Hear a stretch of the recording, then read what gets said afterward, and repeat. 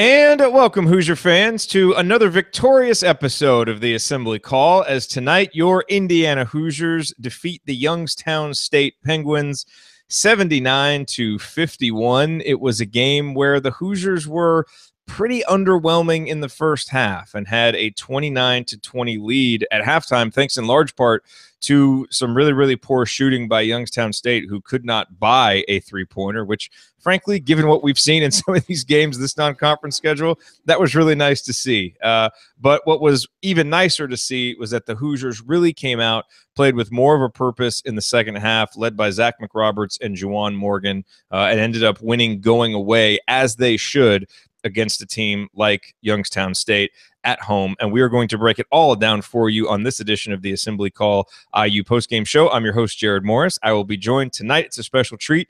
We've got the coach with us, Brian Tonsoni, and we are going to break down this Indiana victory here on this episode of the Assembly Call. But let's start tonight's show as we start every show, and that is with our Hoosier Proud banner moment. And look, one banner moment, it came actually before the game even started, from longtime Assembly Call listener Jared Beamer, who messaged me, sent a picture, said he made it to Bloomington for the game, but before going to the game, got engaged in front of Jordan Hall, where he met his now fiance, future wife. And so I just wanted to say congratulations to Jared on that. You've probably heard his name on a few episodes of Assembly Call Radio because he submitted questions to us. And so very excited for him and his future bride on that. But the banner moment for the game itself, for me, came right at the beginning of the second half. Archie Miller made the decision to start Zach McRoberts over Al Durham to begin the second half. To me, that was a pretty obvious choice to make. Al had struggled to get anything going in the first half, dealt with a little bit of foul trouble.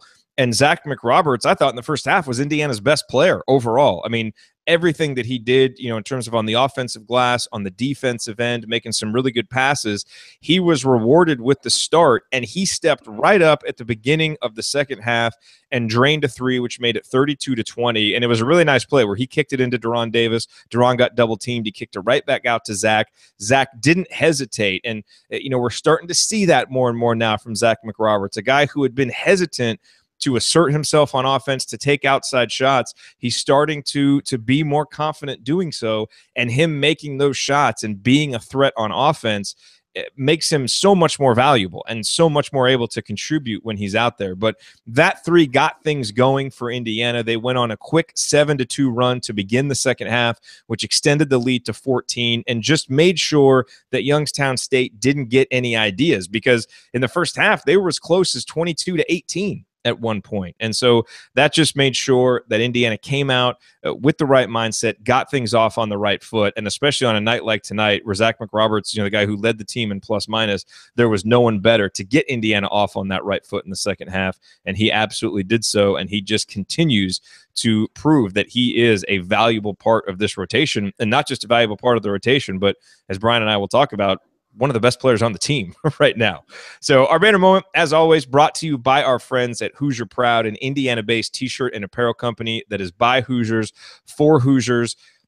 As we've gone through this season, I've been telling you about the 3 reasons why you need to check out their website, HoosierProud.com. Obviously, their designs are number one. They have some great designs inspired by unique elements of the Hoosier State. They have officially licensed IU gear. They have our official Assembly Call t-shirts. All of that is there. And then, of course, their philanthropy. If you want to support Indiana-based charities, Hoosier Proud does that. They donate a portion of the proceeds from their t-shirt sales to Indiana-based charities. And then, of course, they're very generous to our Assembly Call listeners, giving you 15% off your entire order when you use the promo code Assembly. And if I can make a specific recommendation, I ordered their long sleeve crimson Script Indiana t-shirt over the winter break, received it, absolutely love it. I love the material. I love the design, because obviously I love that Script Indiana design, the classic look. And so if you want a recommendation, that's there. They've got a lot of new officially licensed IU gear. That's one of the new things this year. So check it out at HoosierProud.com. Make sure that you use the promo code Assembly, ASSEMBLY, while you're there, and you will get 15% off of your entire order. All right, well, it is time to move the ball, find the open man, and get some opening thoughts from the rest of our team. And tonight, that is one man. He is right here to my right. He is the coach, Brian Tonsoni, and it is Tonsoni time. Coach, what were your thoughts on tonight's IU performance? Well, first of all, I got a couple T-shirts too from Hoosier Proud this Christmas from my mom. Love them, awesome. Everyone needs to go there. And getting engaged in Bloomington is fantastic. Well House for this guy, and my son just recently was engaged at the Well House. So we got a lot of winning going on despite awesome. despite the basketball program here. That's great. Getting engaged in marriage is one of the best things ever to happen to a lot of us. But anyway, yes. The takeaway I have is this team needs Archie Miller. He said a week or so ago he needs to be a raving lunatic. I think this team plays better when he is getting after them. The second half performance from everyone and the team collectively tonight was a lot better. There was more energy, and I would imagine that halftime was somewhat loud and pointed. Just watching him walk off the floor.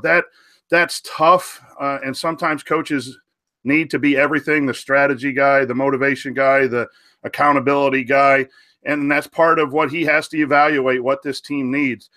A program's better when he can delegate some of those to the leaders on the team and to the players themselves, and they don't have to get that butt chewing all the time to play. But in order for this team to play consistently well, which they have shown in many games and many stretches, I think my takeaway is tonight shows they still need Archie there to be that total guide, if you will.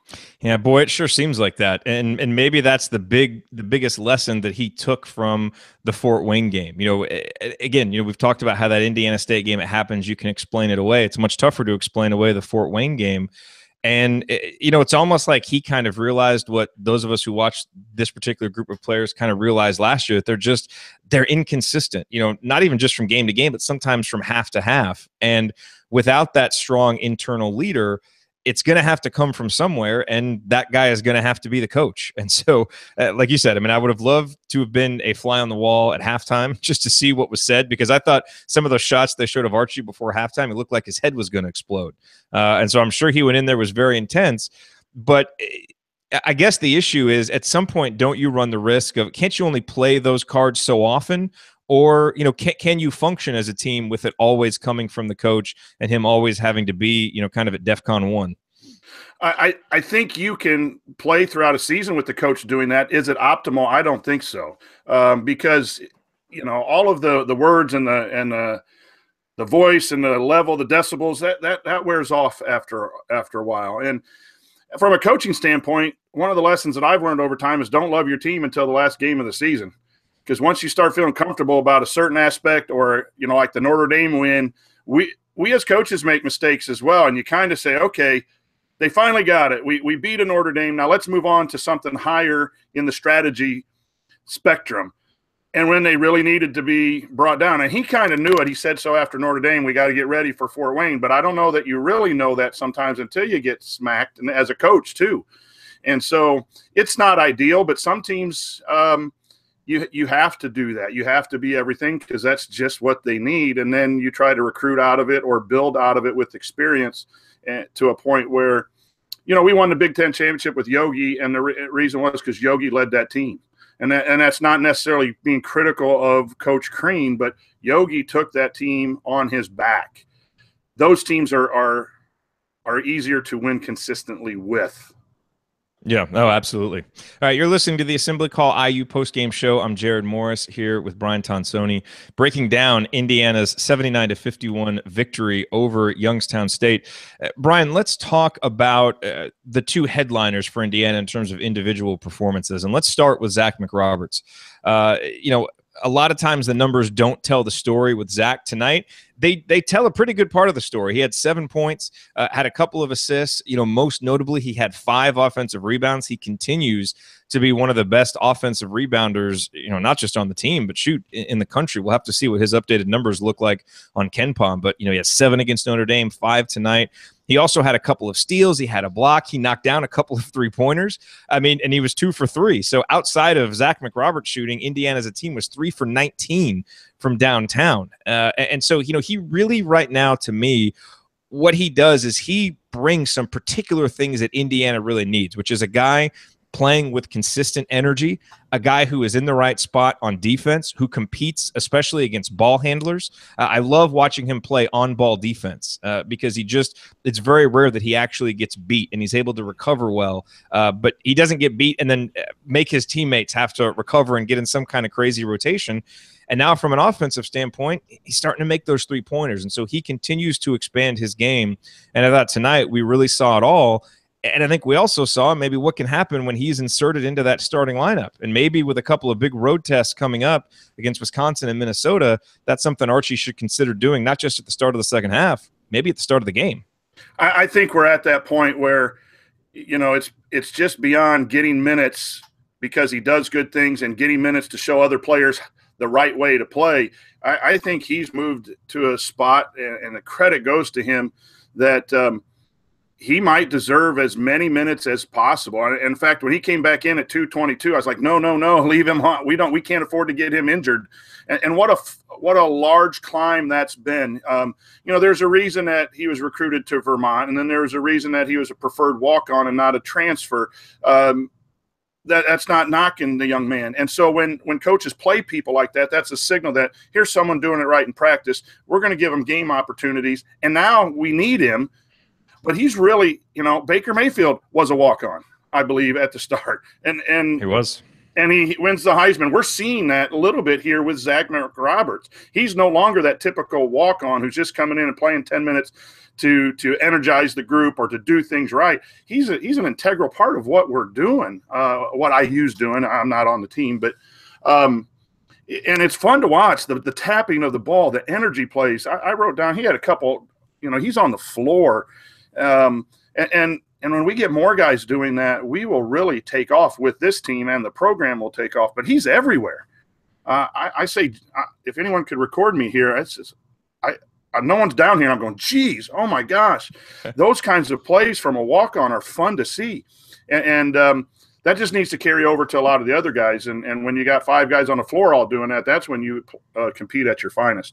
Yeah, I mean, I don't think you could find an Indiana fan now that doesn't think Zach deserves a scholarship. And I get this note on Twitter a lot, like, surely he'll get Curtis Jones scholarship, right? Just as a note, from everything that I know, you can't actually do that. You can't give a scholarship that was already to somebody else, give it to them mid-season. That can only happen in the offseason. So I just want to clarify that, because a lot of people are asking, and probably if Indiana could do that, they would, given the contributions that he's made. I mean, it sounds kind of crazy, but is it fair to say that he's the second best player on this team right now? I mean, like, who else do you know, or that can you count on what you're going to get from game to game, other than Juwan Morgan, more so than Zach McRoberts? You trust him, and trust is a big word. When you put him out there, you trust that he's going to execute in the way that Zach McRoberts can, and that's the way that Archie needs it to be. And we talk a lot about that with our team. Can we trust you to do what needs to be done? And when you build that level of trust, your minutes go up. And yes, I would say, the way he's playing, if you want to rank him second, third best, but he needs to be out there because we're a lot better. The one down segment we had in the second half where it got back to 16 or 17, I think he was out for a portion of that. Yeah, they went on a quick 8-2, 10-2 run, and it's when he went to the bench. Juwan might have been out too, but I know Zach was. And that's the thing. You got to look at it's a game of runs, and that was bound to happen a little bit. We can't just say just because McRoberts was out, but he has really earned a lot of time and a lot of trust with this coaching staff. Now, here's the thing. Our team's going to start game planning. It's one thing when you're the 9th, 10th man, you come on and you're not talked about in the scouting report. And now he's played for, 3 or 4 weeks. And now teams are going to say, how can we attack him? How can we, drive him or get him in foul trouble? Are we going to let him shoot? Are we going to guard him on offense? So now he's going to, if you're the second best player, you're going to get scouted. Yeah. And sometimes that changes things too. It's one thing to play when you're not the focus of a scouting report. Now he might become one because he is so good for IU. Well, to a certain extent, didn't we see that with a guy like Al Durham earlier in the year, who was really, really productive early in the year and now is really struggling to get anything going? And, part of that is just being a freshman and some of the inconsistencies there. But it also seems like teams have a little bit of a better idea of what he wants to do, kind of how to attack that. And now he's struggling a little bit. And so it's like in baseball, when a guy comes up and is just really hot for the first month, but then pitchers adjust to him. Can you then adjust back? Like, how much do you have in your bag of tricks to be able to keep going deeper as the adjustments from the other teams continue. Exactly. And he'll have to do that, but his hustle plays make up for some of that too. I mean, yeah, you can't stop a kid who just dives all over the place and back taps free throws and just a fun energy guy. Yeah, and now he's making threes. Yep. So, all right, well, I want to talk about Juwan, but let's get to him in the next segment, because actually when we do the meaningful moment, tonight's meaningful moment is a play that Juwan made in the first half that I thought was huge at the time. And so coming up here on the Assembly Call, we will point out tonight's meaningful moment that you might have missed. We will also go inside the numbers. That is next here on the Assembly Call. Stick with us.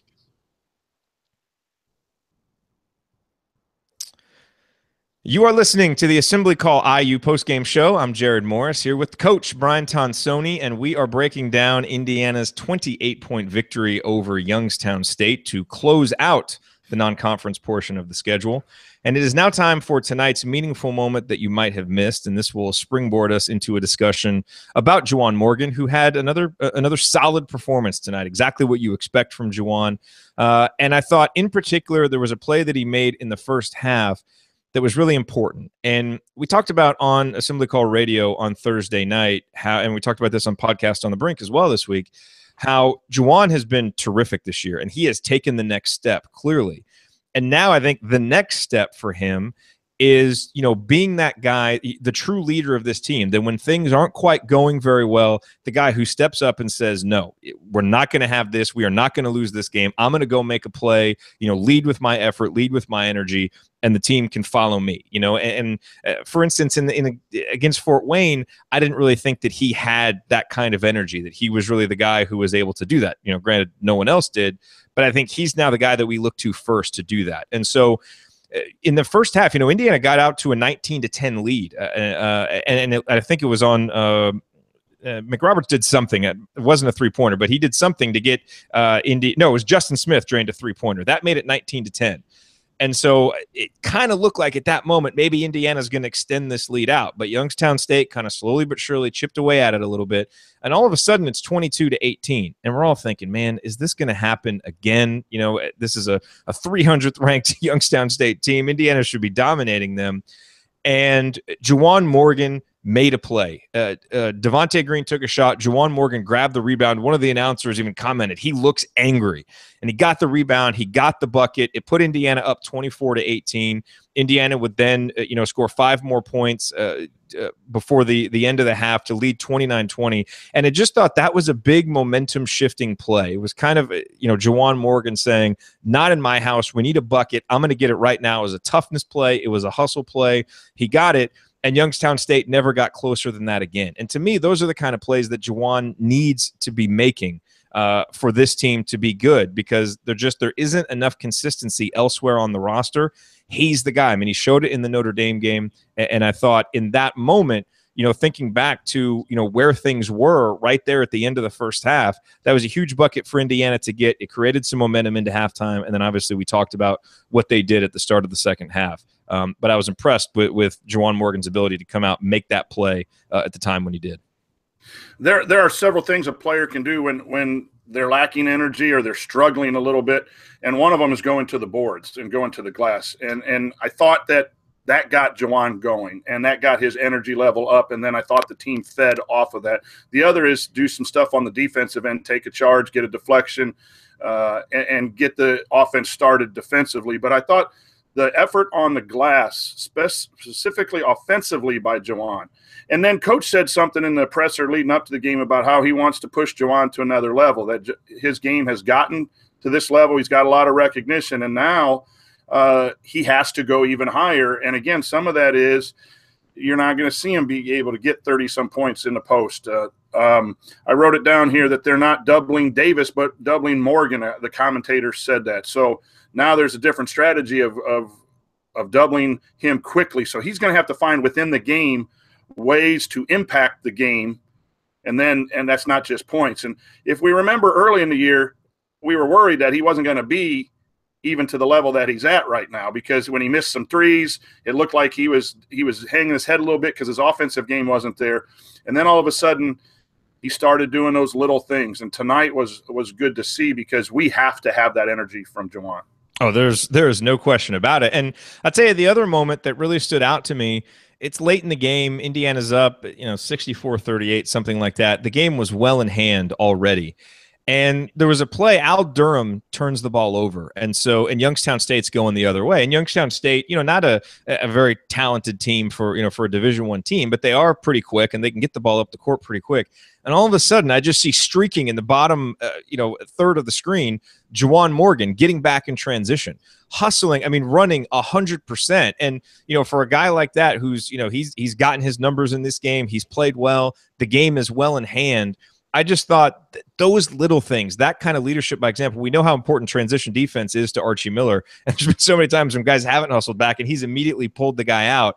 And so just to see Juwan late in a game like that, streaking down to get himself back in position, and he ended up forcing either a missed shot or his guy got the ball and ended up having to pass it out. They did end up scoring on that play, but it certainly wasn't because of Juwan. I just think those little things, if he's doing that, with 5 minutes left in a blowout game like this, that to me is showing him starting to take some of that next step into being a true leader. Because leadership isn't just, we've talked about this before, giving a speech before the game or, gathering guys together in a huddle.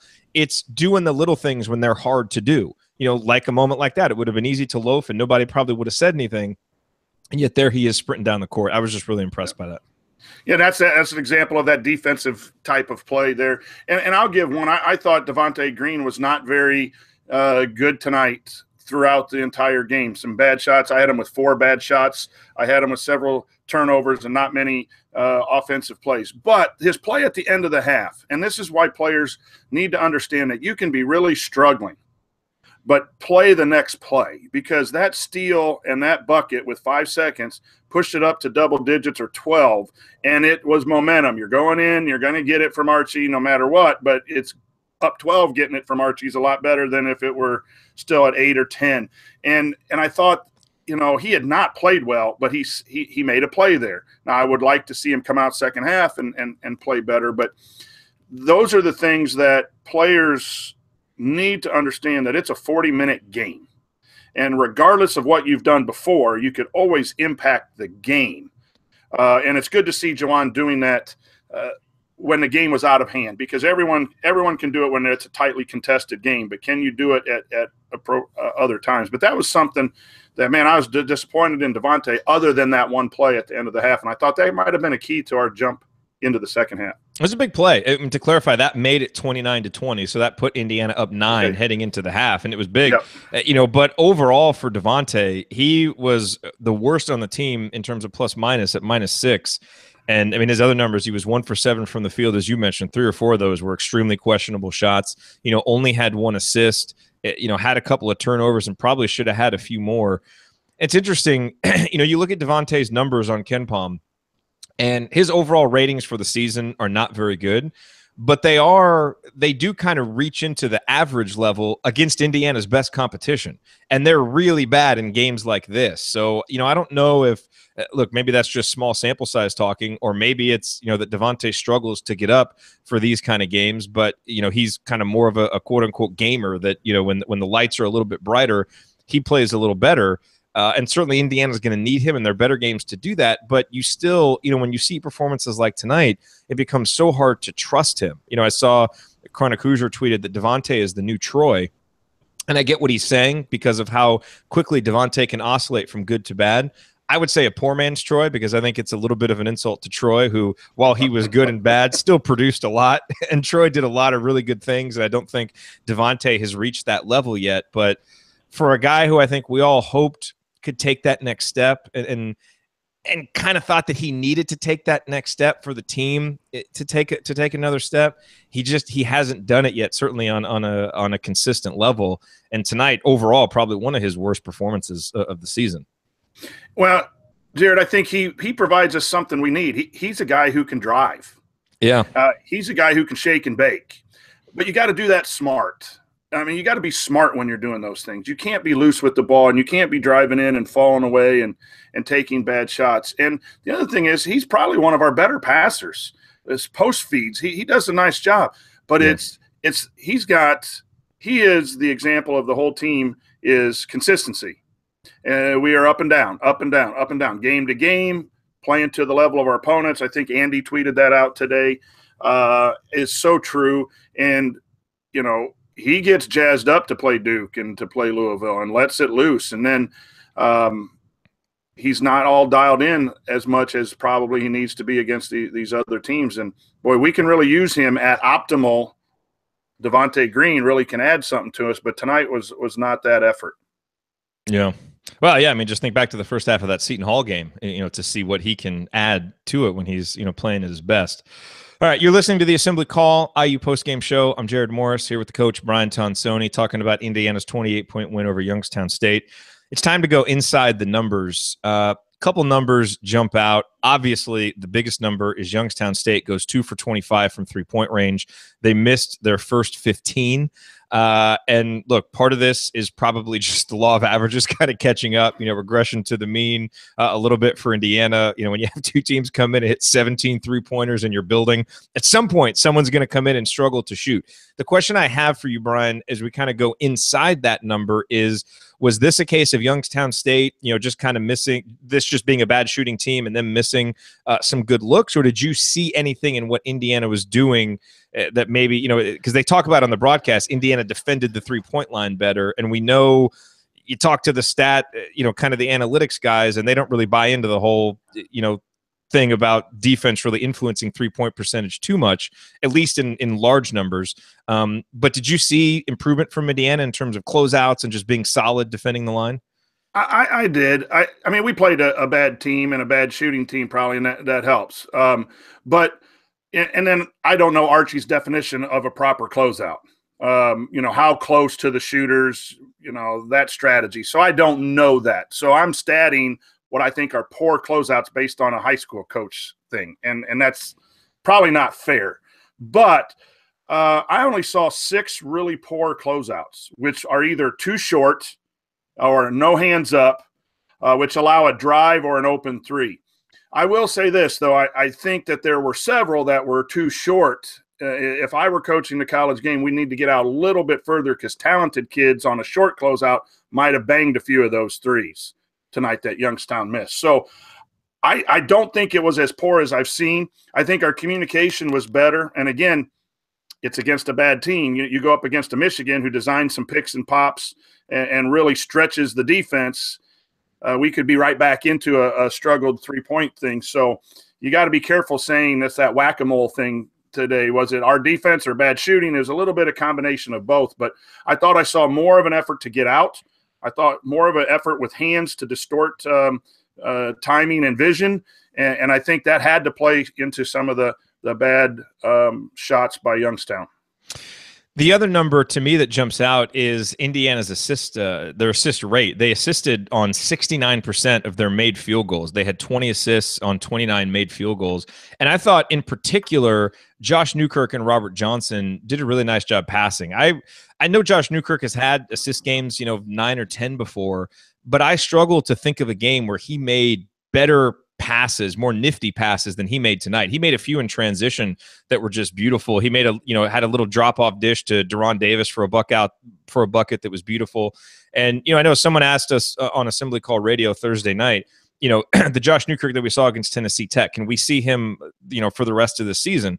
And I thought, you know, we saw a little bit more of that guy tonight, although the numbers, you know, weren't as good. He had 20 points against Tennessee Tech, only 10 tonight, you know, didn't have a great shooting night, but did have 3 steals. And I thought those assists were really encouraging. Now, again, that's Tennessee Tech and Youngstown State, and you've got to translate that to Big Ten play. But I was really impressed with his passing. And I think, look, Indiana in a lot of ways goes how their senior guards go. And so I think, you know, those guys combining for 9 assists kind of set the tone for a team that played unselfishly. And that was, you know, kind of one of the buzzwords Archie had after the Fort Wayne game, is that in a lot of ways, bad offense led to the poor defense, and that Indiana played selfishly offensively. And tonight, for the second game in a row, I thought they were much more unselfish offensively.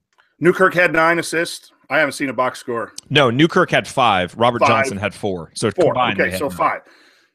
I told you ahead of game I was going to track hockey assists. And hockey gives out 2 assists on a goal. And what I determine as a hockey assist is that second pass, that pass to the wing, then the wing passes into the post. All of that has to work in order for there to be offense. So I give a hockey assist to that guy who reversed the ball to the wing. And I also give hockey assist to the guy who feeds the ball to a shooter and he misses. But it was a great pass, great offense, and we just missed because you want to see who's moving the basketball. Jerod, you're absolutely correct on Josh Newkirk. 14 hockey assists. Wow. Tonight. 14 times he moved the ball into a position where it could be thrown in for a score, or he moved to a shooter who missed a shot, but it was a good pass. Led the team by far. Second, McRoberts with 6 Not a surprise. assists because he moves the ball. And earlier you were trying to share with the listeners a time in the game. McRoberts did something, man. That's like, every minute of the game. It's kind of hard to pin down. So I need to let you know. Don't say I think McRoberts did something because it doesn't clarify much. But 14 hockey assists on top of his 5. That's 19 passes that led to a shot or a definite scoring opportunity. And, they don't give assists for a pass and the shooter's fouled. I don't believe that's technically an assist, but if you bang 2 free throws right there, that's a pass that led to points. So that goes into a hockey assist for me. And so I really thought that was, the other guards, Robert only had 2 hockey assists, but I thought he did a better job in the second half of looking to drive and attack and get teammates open. But Newkirk was an unsung hero for me tonight. I thought his energy in the first half was outstanding. He only got screened once defensively, which was the only time we got caught up in a screen. It was that lob play that he got caught.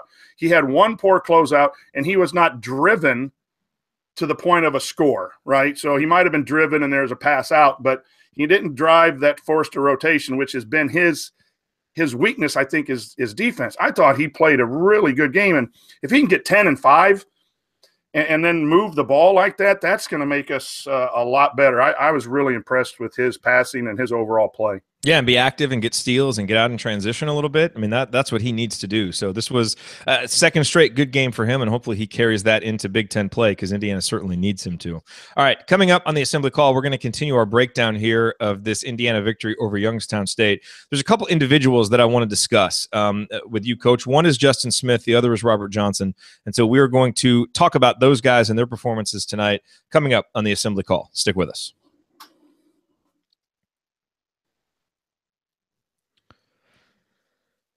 You're listening to the Assembly Call IU postgame show. Catch us live immediately following every IU basketball game and every Thursday night on our YouTube channel, youtube.com/assemblycall. You can also view all of our live broadcasts right on our homepage at assemblycall.com. I am Jerod Morris here with the coach, Brian Tonsoni, and we are breaking down Indiana's 79-51 victory over Youngstown State. And Coach, let's talk about Justin Smith. I know, someone in our chat over here on YouTube, Brett, says may have been Justin Smith's best game in a while. And I won't dispute that simply because Justin hasn't played a whole lot in a while, and he hasn't really played well in a while. And so for him to come out tonight, get 8 points, get 5 rebounds, make some plays, knock down a 3-pointer, I think it was a positive performance for Justin, something that, there were individual elements, individual plays that I think he can take and build some confidence in going forward. Obviously, the competitions are going to be much better than Youngstown State, but for a freshman, that's big. And I think even more than that, the praise that he got publicly from Archie Miller, and this is one of the reasons why I was so interested in watching how Justin did tonight, because Archie mentioned on his radio show and at the media availability on the, talking with Fish before the game, how Justin and Al had really come back from the Christmas break, really had good attitudes, really practiced well. So it seemed like he would get some time, and he did. So, I mentioned the good things, but, there were some plays in the first half, and I talked about these on the halftime report, but I thought they were really indicative of why Justin is not getting more playing time. And people, ask us this a lot. And I think what you saw in the first half is why. And one is on offense, one is on defense. So there were a couple of plays on offense, and actually they sandwiched the 3-pointer that he made where he got the ball down low and got the ball down on the block. And both times, it's almost like he predetermined that he was going to shoot, but he didn't have an angle. He turned the wrong way, and he ended up getting stripped and wasn't able to even get the ball up on the rim. So didn't give himself a chance to get fouled, didn't give himself a chance to score. And what he should have done is, be a little bit more patient, try and get some kind of angle or kick the ball out and keep the ball moving. But, the poor recognition and then just the poor ability once he went into his scoring motion, he has really struggled scoring down low, and he struggled getting to the free throw line. He has one of the poorest free throw rates on the team. And so I think that frustrates Archie, and it limits what Justin can do offensively because, yeah, he made that three-pointer, but he hasn't proven that he can do that consistently. And so he's got to be able to create offense down low. And tonight against a team like Youngstown State that really, not a very good defensive team, he couldn't do that. Then on the other end, we talk about closeouts. He had one closeout in the first half where, maybe you can assess it a little bit better than I can. It was, I don't want to say he wasn't playing hard, but it was kind of lackadaisical. His hands weren't up. He definitely wasn't ready to defend a dribbler, and the guy just went right by him and ended up scoring. And so, that inability out on the perimeter to even put up any type of resistance to a guy driving, I think when you combine those two things, those are some of the reasons why he's unable to get on the floor more. And I think he's going to have to clean that up and be more consistent in both of those areas. Because he's done a pretty good job, I think, defensively down low and rebounding down low. But when he ends up having to defend on the perimeter, I just think his awareness and his ability to contain any type of dribble penetration is really glaring. Yeah, I think I thought he had a little bounce to his game today, especially on the offensive end. But yeah, I charted that play, and I put it in the driven category, but it was because of a poor closeout, and then he got driven. It was right on the elbow, and it went right down the lane. But according to what I was looking for, the closeouts and the drives, he had three. Two closeouts in the second half were really poor, and then the drive that you were referencing. I think if we're looking for a reason why he's not playing more, I think it's more on the defensive end than on the offensive end. Although I do agree with you that his post moves weren't up to par, but he's been really good against zones, especially in the lane early on. And I think he got a lot of time early because Morgan had tweaked his ankle and only played 5 minutes in one game, and then Hartman was still out. And so he got rushed a little bit and played well in those segments. But I imagine with Archie being a defensive-minded coach, the reason that we're not seeing him is because of the things that we kind of saw tonight on defense, that technique of closing out, recognizing what the other team's doing. I would imagine that's why he's seeing limited time. Yeah, let's talk a little bit about Robert Johnson, who he ended up with 13 points, had 4 assists, did a nice job on the glass, had 6 rebounds, limited the turnovers to just 2. Struggled shooting. He was only 1 of 6 tonight and 5 of 13 overall. Here's the issue that I had with Robert. I want to get your take on this, Coach, especially in the first half. I think he was much better about this in the second half. But he seemed, and I think this has been a problem for him all season long, he just seems so tentative and almost unable to make a decision when he would drive into the paint. And I think that was there for both of our guards. I actually wish that we had taken those opportunities a little bit more, but there was one play in particular, he drives in, and if he just looked up at the basket, he was wide open for a little 4 or 5 foot floater, which is a shot that he had made just a couple minutes earlier, and he didn't even look. And he almost like panicked, passed the ball out, and it got stolen. And, we see that from him. We're not seeing it as much on catch and shoot opportunities. He's shooting those much more confidently, much more in rhythm. But as a dribbler, it just seems like he's overthinking almost every bounce of the basketball and not just playing. And I don't know if there's anything that you can do with that. I mean, the guy's a senior. He's played a lot of basketball, and we've seen him, especially his sophomore year. He was so good at driving into the lane and just kind of dumping those little passes off to Thomas Bryant or, going up to the basket.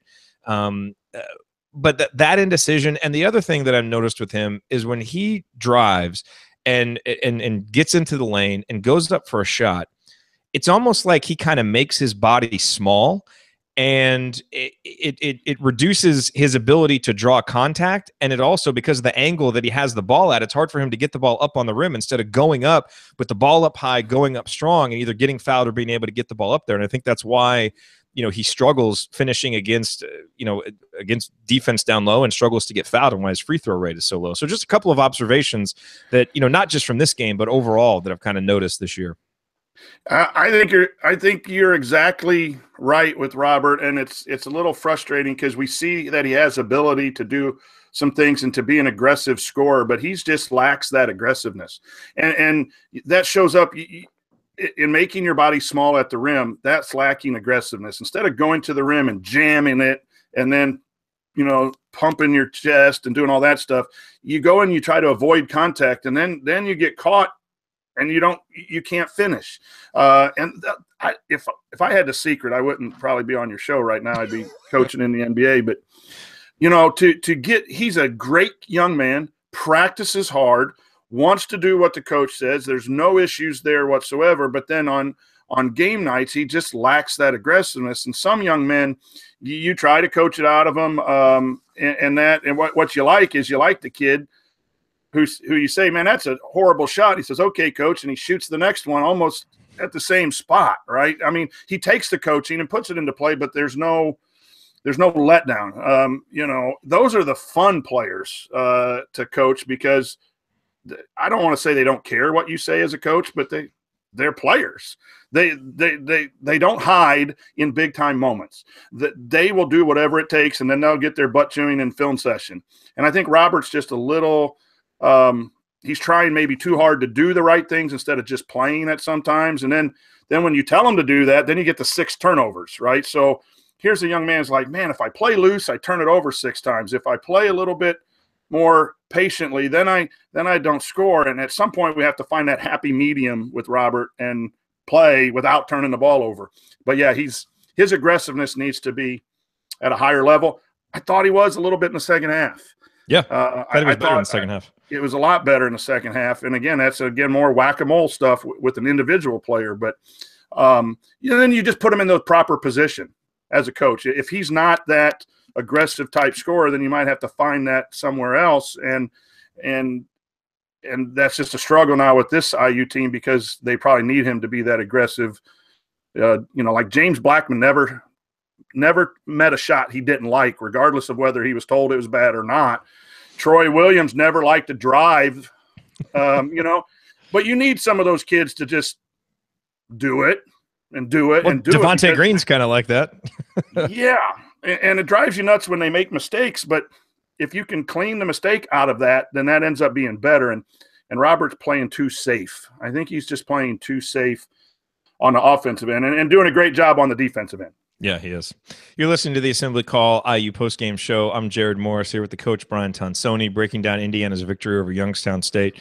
One other guy I want to discuss is Deron Davis, who 9 points, a couple of rebounds, had a steal and a block. I thought it was a pretty uneven 16 minutes for Deron. And again, just that right there is kind of concerning, that he only plays 16 minutes, and it wasn't really foul trouble. He only picked up a couple of fouls, and they were, again, fouls away from the basket, which he has a penchant for doing. But, this is a game I kind of thought he would be able to go in there and dominate, considering the opponent. And he had a couple of nice stretches, but I kind of feel the same way about him sometimes, that what I just described with Robert Johnson, that he kind of makes himself small and does try to use finesse a little bit when power would be the better option. And we saw it in the first half of that Tennessee Tech game, where he went up and just, and jammed the ball home. And we don't see that very often from him. And so, I don't know that we really learned anything more from Deron tonight. It was kind of another Deron Davis type game. But no real progress tonight, I guess, is the thing. And that's a little disappointing, because you would like to see him, play more than 16 minutes as we ramp up here for Big Ten play, when we're going to need him on the court. Yeah. I've been disappointed in his play, but he's a typical old-fashioned post player more than what the current NCAA and pro game post player. So if you look at the teams that are in the top of NCAA, they have more of the screen and roll, alley-oop type guys, not the power post guys. And so that's a concern of mine, is that his athleticism, and that's why they wanted him to lose so much weight and get down. But is he just a post-up guy, and then you use that when you can? But he also has trouble guarding, and the game as it is, the pick and pops have given him trouble. The hedges, it's a slower recovery for him, and I think that's what ends up limiting his minutes. And he's got to eliminate the 4 power dribble back in post move. He's got to get better angles and be able to go to the basket. So there's a lot of room for improvement.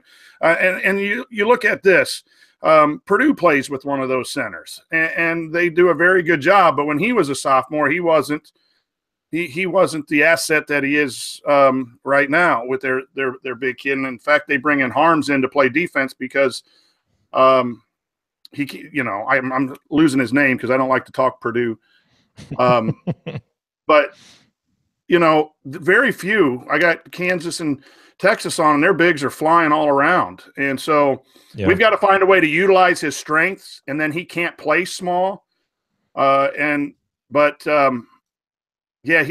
been a little bit of a disappointment here for about a month, and let's hope that he can find it. And I'm sure he's working hard on making himself better. So, but yeah, he's got to do more. Yep. A couple real quick. Let's hit these. A couple of interesting comments from Archie, I thought, coming out of this game. And Zach Osterman tweeted these out. It sounds like Archie, doesn't have he said, I don't think the quality of our shots is terrible. I just don't think we're making the open ones. And a lot of that is mental. And I think there's something to that, because I do think Indiana's getting a lot of open looks, unable to make it. One thing he definitely sounds frustrated with, and I failed to mention this in our Inside the Numbers, but it definitely shows in the numbers, is we're not rebounding the ball at all right now. Even in the Tennessee Tech game, they had 17 offensive rebounds tonight. That's not going to cut it moving forward. And I have noticed that as well. There was one play in particular that sticks out for me where Josh Newkirk, his man shot the ball from the corner, and he didn't even consider blocking the guy out. And the guy got his own rebound, scored real easily. And I think, you're seeing, I think, Juwan Morgan battle pretty consistently on the boards, and Robert Johnson's doing an okay job, and Zach obviously gets down there, but there is definitely some sporadic rebounding and some stretches where, it's like we just give up offensive rebound after offensive rebound. So your thoughts on those comments from Coach? Yeah, I'm glad you brought that up, because we were playing volleyball a lot with trying to get rebounds. And what concerns me is that we play generally somewhat small with Morgan and Hartman at times at the 4 and the 5.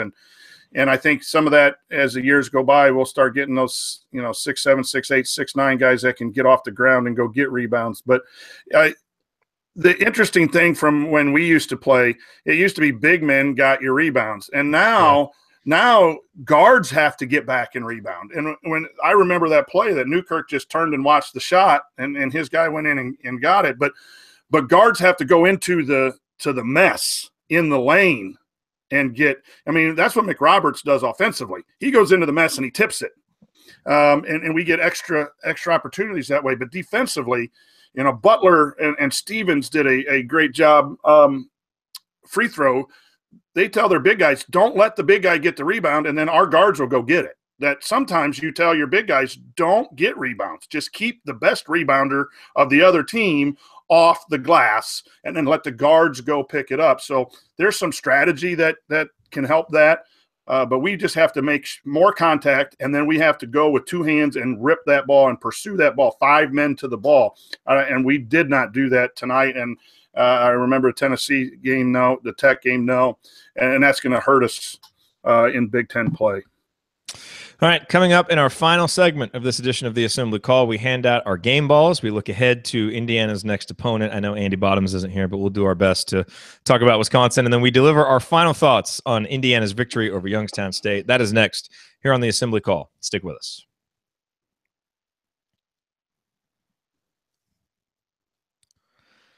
You are listening to the Assembly Call IU postgame show. I'm Jerod Morris here with the coach, Brian Tonsoni, wrapping up our breakdown of Indiana's 79-51 victory over Youngstown State. Coach, it is time for game balls, and so you get the honors first of handing out your game ball for tonight's victory. I'm going to give it to Josh Newkirk because, I thought that he came with the appropriate energy. He missed a couple shots early, but I thought they were good shots. And what I'm really impressed with Josh is that I thought he had one of his better defensive games. And we just talked about his missed block out, and there was a one screen. He got screened for the lob. But he was getting beat consistently more than that. And I think there were times when there'd be 2 or 3 straight possessions he wouldn't play defense and then would get substituted out. You're talking about in previous games. Previous games, yeah. Yes. And so tonight, 1 or 2, you're going to make mistakes as a player defensively. So I thought it was one of his better defensive games, and there's not a whole lot of stats to show that. I don't think he took the one bad shot he took, it went in and got fouled. But his moving the basketball for me, sometimes when I focus in on stats that aren't in the box score, they really tell a lot about the game. And sometimes I get down on Newkirk for the mistakes that he makes, and tonight shows me that he was moving the ball. he was finding people, right? He was taking it from one side to the other side. And so the points that are being scored and those things, I think he was really responsible for a good offensive night tonight. So he gets my game ball. I like it. I like it.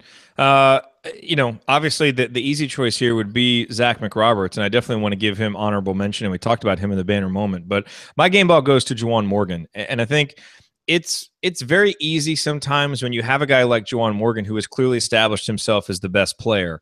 And, you've seen him play games like the Notre Dame game where he's, 30 plus points and 11 rebounds, and he's putting up these crazy numbers. When he only scores 16 points, only, I say in quotation marks, 16 points, 6 rebounds, it kind of looks like a ho-hum game, and you kind of look past it. And I feel like we sometimes used to do this with Yogi, where you just kind of took his consistency and his production for granted.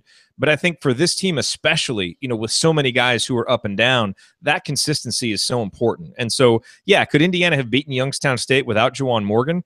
I mean, probably. I mean, I hope so. I guess I don't really know that for sure, given what this team has looked like sometimes with him off the court, but probably. But I think the reason why Indiana, obviously in the first half, I talked about that big play that he made that kind of stemmed the tide, and I thought, he was good in the second half, but he was efficient offensively, going 7 for 9, and more than the points and the rebounds, 3 steals and 2 block shots. He was active. He was all over the place. He was, he's running in transition. And so my game ball goes to Juwan. And part of that is because I think it's important that we recognize, the guys who have the responsibility for production. When they do that, it shouldn't just be taken for granted. And I think he continues to step up and show that game in, game out, he is this team's rock. And so he gets my game ball for, once again, doing it in a game where it took him and his teammates a little while to get going. They did get going in the second half, and I thought it was in large part because he led them in that direction. How can we forget this guy? Well, yeah, I mean, he was honorable mention. He was honorable mention. And we spent the whole first segment talking about him. So I wanted to bring back the Tom Crean sign, only for a positive. We want more McRoberts. More McRoberts. Well, Archie talked about him in the post-game press conference and said, I think we figured out that he needs to be a major part of what we're doing. And, I mean, Archie can say whatever he wants. What really matters is playing time.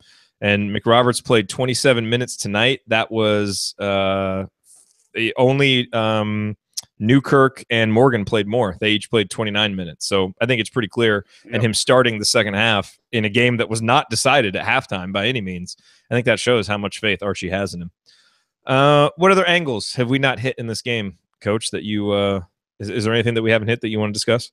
Well, we've talked about it, and we don't need to spend a lot of time, but if we can limit the up and down, the inconsistent play, we've shown we can play against some teams that are talented and Big Ten level. And the Big Ten is not very strong. It is there for the taking. And so we just need to play consistently within the 40 minutes and from game to game. And whatever that takes, we got to find it and can still have a very successful season. Yeah. Absolutely. All right, so let's talk briefly here about Wisconsin. Andy obviously usually does our opponent previews because he knows these teams a lot better than I do, certainly. But a couple things that are important to note about Wisconsin. Number one, Indiana hasn't won at Wisconsin in forever. I can't even remember the last time it's happened. We don't need to get into the numbers, but it's been a long time. So there's a big monkey that Indiana needs to get off its back, and I feel like we have played them more competitively recently. And it does kind of feel like if you're going to do it, this would be kind of the year to do it. I mean, Indiana obviously doesn't have a very high KenPom ranking. They were in the 90s prior to tonight's game. Well, Wisconsin is 72nd, and they were really scuffling there at 4-7 after they lost that game to Marquette. They've since won 3 games in a row. One was over a Western Kentucky team that is 83rd ranked in KenPom. The other 2 are against sub 300 teams, so nothing really to write home about. But obviously they have Ethan Happ, who is a terrific player and is using 32.2% of their possessions. So, I mean, yeah, we know if Ryan were on here, he would have some choice words for Ethan Happ. But he is the guy that they're going to run everything through. And so I think it's going to be a really interesting challenge how Indiana deals with him. I mean, what do you think is the game plan for going up against Ethan Happ? Is this the kind of game that actually is more that fits Deron Davis a little better? Because I recall him playing well against Wisconsin last year. where you've got a little bit more of a traditional big man down there for him to bang against in Hap. That I think how IU guards Hap will be the thing to watch early on Tuesday. And I'm going to miss that game. I got a game myself that night, but that's what I would be watching. Who do they stick on him? And then what role does the other post player have? And again, I'm not as familiar. I know they have a couple injuries, and watching the other night, the kid with the bad shoulder kind of went out at the end. I don't know what his status is. But I think you got to stop. Obviously, it doesn't take a genius to say stop Ethan Happ, but you can't the swing offense will isolate people in the post, and then it'll try to find you overhelping in the post for a three-point shot. So he's just had our number for a while, so that's really kind of a scary proposition going up there. But I think if there's any time to get at Wisconsin, it might be at this point as they're dealing with some of the things that they've been dealing with. He's just such a unique player, and we can say nice things about him because Ryan's not on here to cut the broadcast off. But, I mean, like what other player? He's in the top 20 in the country in number of possessions used, in defensive rebounding percentage, and he's also in the top 100 in assist rate. Like, you don't see that kind of combination of numbers very often with a guy who can do so many things. And his steal percentage is actually a little bit down this year from where it's been in the past. But he's just, he's a really good player. And obviously that's where it's going to start for Indiana. And then they've got a whole bunch of other guys. You're used to the familiarity of Wisconsin names, like Koenig and Hayes and all these guys. And now it's Davison and Iverson and Pritzel and other guys that I've never even heard of. So for so long, it's kind of seemed like you knew exactly what to expect from Wisconsin and knew the entire cast of characters. This feels like it's going to be brand new outside of Ethan Happ and obviously that dastardly arena that we're going to have to play in. Yeah, so. and Hap being a good passer, it was really what makes him dangerous, because if you go double the post, where do you double from? And if he's good at sensing that and finding the opening, that swing offense keeps four people around the three-point line. And then anytime you get an open three, then you're forcing a closeout, and then you can drive. That's when that becomes difficult to play Wisconsin. And playing up there, I would say take it to them with our post players. They've got to guard us too. But in that place, we might not get a call until 8 minutes to go in the game. Yeah. And so that's the thing. But again, if you get Hap in foul trouble, I'd like, he's a good defender, but he's got to guard a couple of our post players that we could have an advantage there. Yep. So it feels like a game that's there for the taking, but let's also be realistic. Indiana has not played well in true road games and doesn't have a win in a true road game. So, if the Indiana team that showed up at Michigan is the one that shows up at Wisconsin, you can stick a fork in the Hoosiers. So Indiana obviously has to do their part to be able to take advantage of Wisconsin team that isn't, kind of vintage quality. But it feels like the kind of game you go into it feeling like you have a good puncher's chance if you show up. So hopefully the Hoosiers show up. They need to be the Louisville. When we went in to play Louisville on the road, I thought we gave great effort and just came up short. And we need to do that these first two games in the Big Ten. And if we can steal one, and Minnesota has an injured guard too that may or may not be back. So it'd be really nice to get one of these and be 2-2 coming home. Yep. No doubt about it. All right, you're listening to the Assembly Call IU postgame show. We're wrapping up here. Remember that because you're an Assembly Call listener, you get 15% off your entire order at HoosierProud.com. So if you want officially licensed IU gear like the Script Indiana long sleeve tee that I was telling you about, one of our Assembly Call logo t-shirts, or one of Hoosier Proud's unique Indiana-inspired designs, visit our friends at HoosierProud.com. Use the promo code Assembly at checkout, and you will get 15% off your entire order. All right, Coach, it is time for last call. Closing statements as we wrap up our analysis of Indiana's win over Youngstown State. What do you think? Before we went on the Duke stretch of 5 games, there was the show, and we talked about 8-6 being a really good mark, 7-7 possibility, and even worse, the games got mixed up a little bit, but we're 8-6. And really we should be 9-5. And so while we all struggle that this isn't a great shooting team and we've been up and down, we're one game away from being 9-5. And if we had that, we'd really, I think, be happy. right now with the new coach and the loss of 3 NBA players. So the Big Ten's there to be taken by, I don't know that we're going to win the Big Ten, but after the top 2 or 3, there's a bunch of injuries. Maryland has an injury. Minnesota's guard went down for a couple weeks. The team that can play consistent could get double-digit Big Ten wins and put themselves in position for the Big Ten tourney, and then maybe enough wins to sneak in a 10 or 11 seed maybe. It's still there, but it has to be consistent play. Yeah, I think look, the Notre Dame game was great. The Fort Wayne game rocked all of our worlds, and then the question was obviously how would Indiana respond in these games against Tennessee Tech and Youngstown State leading into Big Ten play, and what could we really learn in these games? And obviously, when you're playing teams ranked 211 and 333, there's only so much that you can learn. But I think the one thing to me that we have learned is, if anybody thought that the Fort Wayne loss happened because there was a major disconnect between coach and team and they weren't on the same page, or he's lost the team or something like that, if anybody thought that, look, maybe for that particular game it seemed like that. But I think what we've seen over these last 2 games is that Archie has a pretty firm understanding and grasp of the role that he needs to play, and we often talk about roles for players and how on really good teams, players understand their roles and they fill those roles. And I think we've got a lot of guys on this team that are struggling, to figure that out. I think guys like Juwan and Zach McRoberts have fairly well figured their roles out, and it's a big reason why they're so consistent from game to game. And I think maybe it's taken Archie a little while to figure out exactly what he's got, because these are guys he didn't, he's not that familiar with. He didn't recruit these guys, and he's learning with them every single game. And it seems like maybe he has a little bit better grasp of the role that he's got to play as the coach. And I think, we saw that with how they played against Tennessee Tech, really came out, responded to him being a raving lunatic in practice.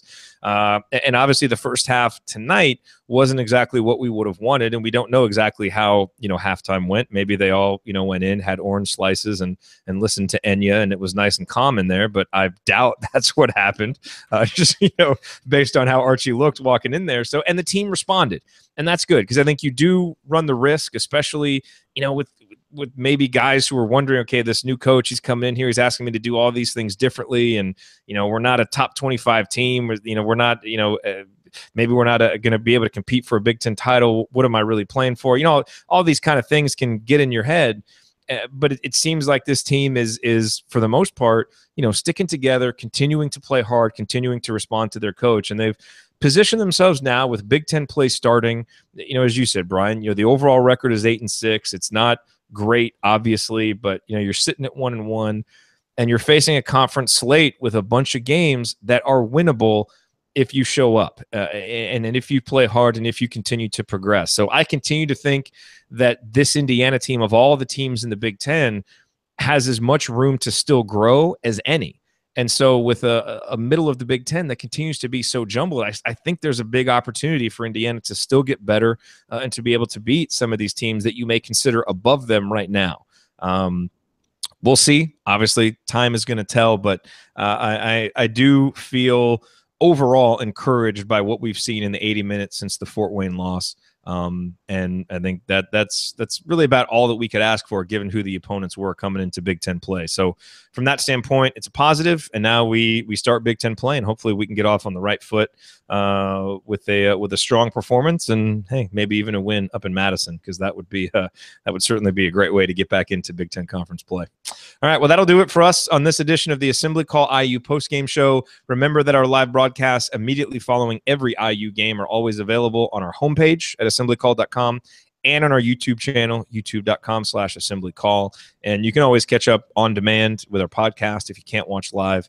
Just search for Assembly Call wherever you listen to podcasts. And most importantly, don't forget to go to assemblycall.com/join and get on our free email newsletter so that you get our 6-banner Sunday news roundups and our post-game analysis emails the morning after every game. I'm going to go start working on that right now after we stop this. All right.